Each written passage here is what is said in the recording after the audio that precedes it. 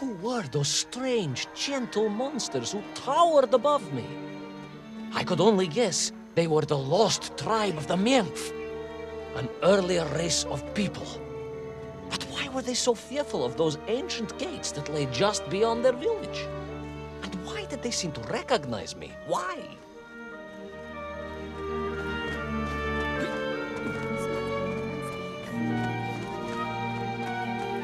Yes, I'm also wondering why. No, a как же, General? Who was I to question such things? Trapped as I was deep underground. I was more curious, I must admit, about the location of little Orpheus.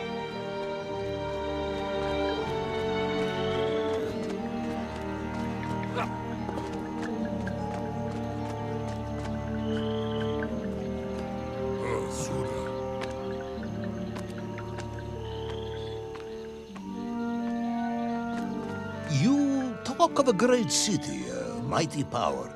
Yet your Menkf squatted like savages in huts at its boundary. They did. And the answer to that mystery lay beyond my grasp at that point. Because it was a wonder, it truly was.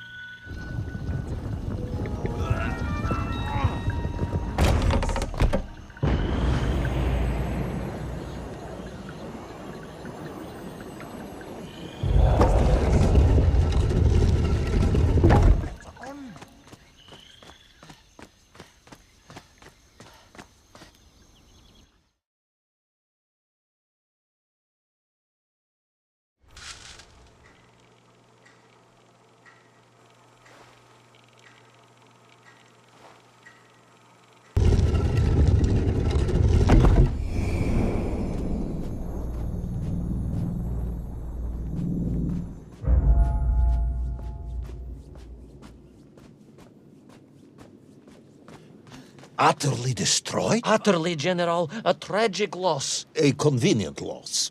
I imagine archaeologists weeping as I tell you. But most importantly, before we continue, you must understand one crucial fact about its destruction. Which is? It wasn't my fault.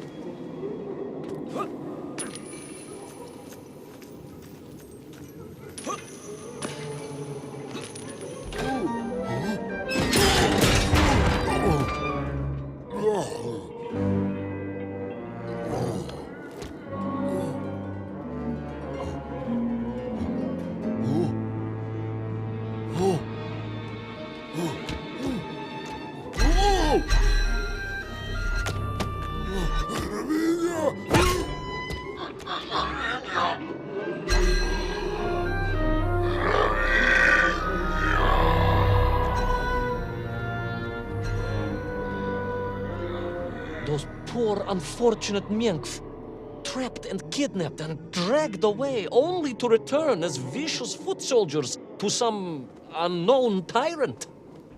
And yet, there was something familiar about the shtukovina they were forced to wear on their heads, which I was sure were being used to control and enslave them. And what was that? General, it curiously resembled the radio sets I used to tinker with as a child. Radio sets. It was very curious. It was very curious. It was extremely curious.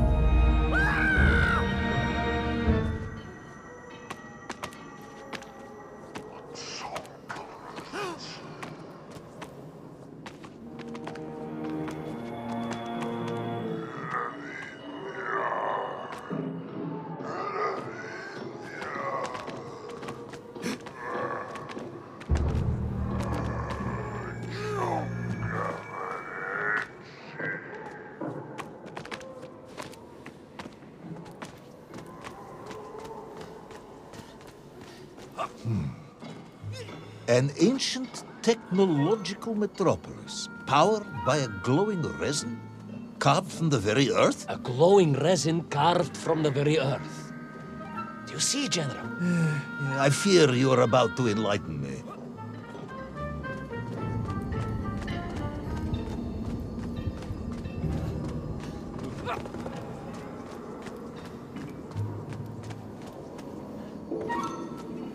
Little Orpheus must have been drained by the impact, but whoever had stolen it and brought it here was no doubt planning to use the Agarthan resin to charge up the atomic bomb, restoring the device to its full potential.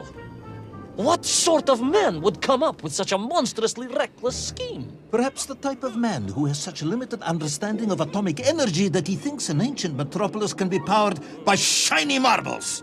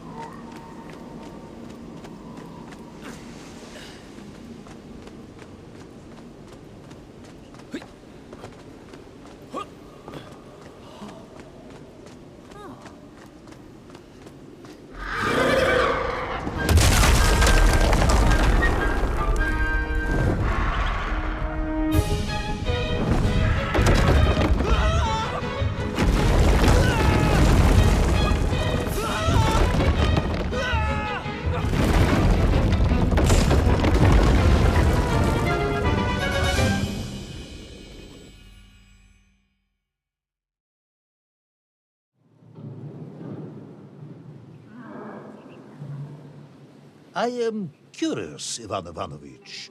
You talk and talk about this great subterranean city, yet what you describe sounds strangely familiar. It does in some way bear an uncanny resemblance to the glorious architecture of Comrade Alexei Dushkin. Wouldn't you agree? Da нет, General. I have never heard of this great Tavarish Dushkin or his works. Interesting. Because you were photographed on the steps of his marvelous Vysotka na Krasnich Varotach, shaking hands with the Glavny constructor. That was the chief designer? The sweaty little fat man with the bad hearing? Mind your mouth, Ivan Ivanovich. And don't think you can distract me by slandering one of the great visionaries of our time. Without him, neither of us would be sitting here now. I must remember to thank him for that, General.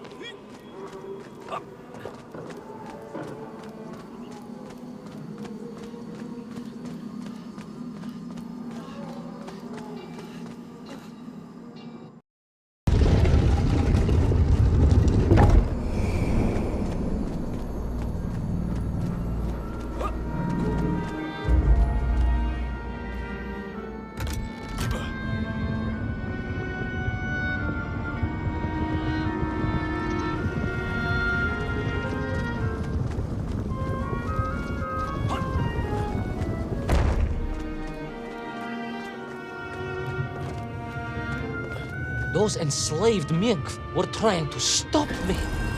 I was sure of that now. I find myself sympathizing with them, I must admit. No, General, then I have failed to win you over. Uh-huh. A point of agreement at last.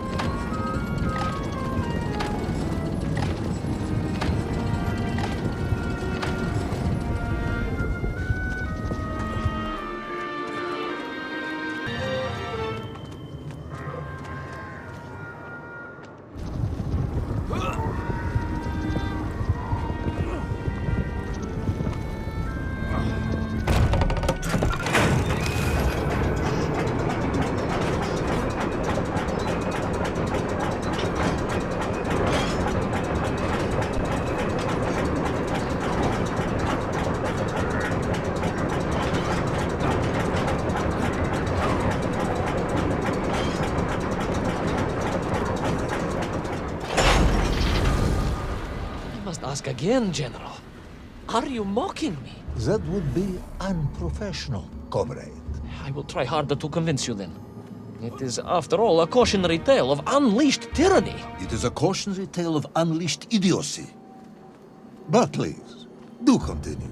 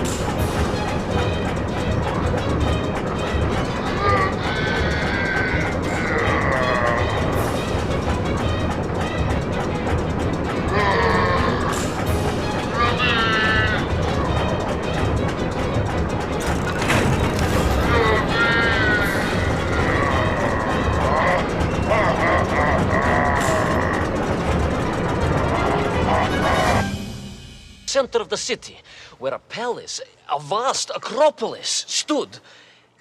I was reminded of Chelyabinsk sword. My Aunt Masha was a traveling tinker who married a beef investigator from Zlatoust. She told me of a secret but wonderful city in the west. An edifice of sheer power, humbly serving the will and needs of the people. Yes, unfortunately, that story didn't end so well. No. That's what Auntie Marcia told me.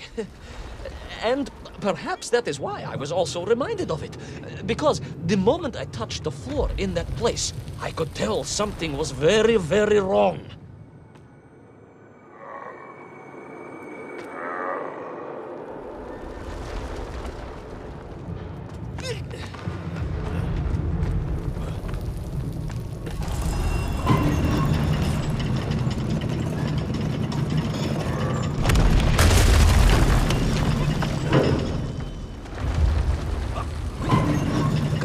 Began to shake, alarmingly, and the whole city felt as if it was shuddering.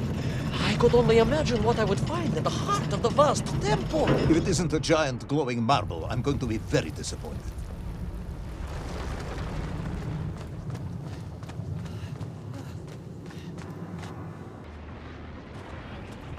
A huge resin sphere that overshadowed all of the others. I caught glimpses through the twisted architecture. And it was then I saw him. Him? The thief, the enslaver, the tyrant, sucking the power from this wondrous city as he drained the very lifeblood of the ancient civilization and drew it into the atomic embrace of little Orpheus. With a song in my heart, I raced onwards to stop him.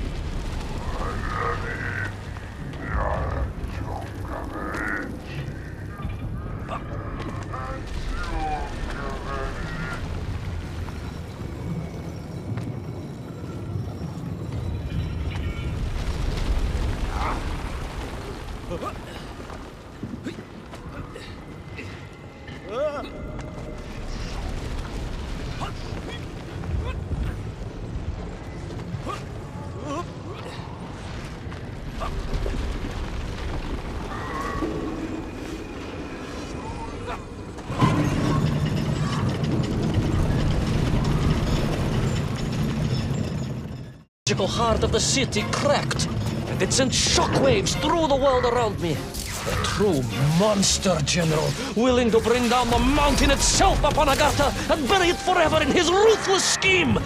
I could not save that wondrous place, General, to my shame and regret. But I resolved myself to avenge the Nymph, to recapture little Orpheus, and to bring that tyrant to justice.